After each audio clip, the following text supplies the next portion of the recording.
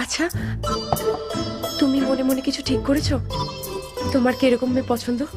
যেহেতু আমি লম্বা, আমার বউ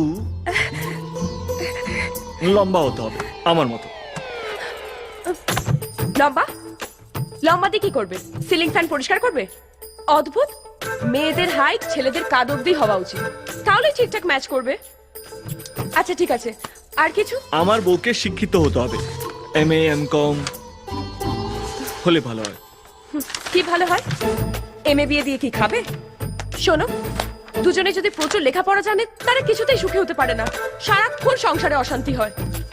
ছেলেপুলে মানুষ করার জন্য A for apple, B for bat, আর রান্না বান্না এই তিনটে জানলেই হলো।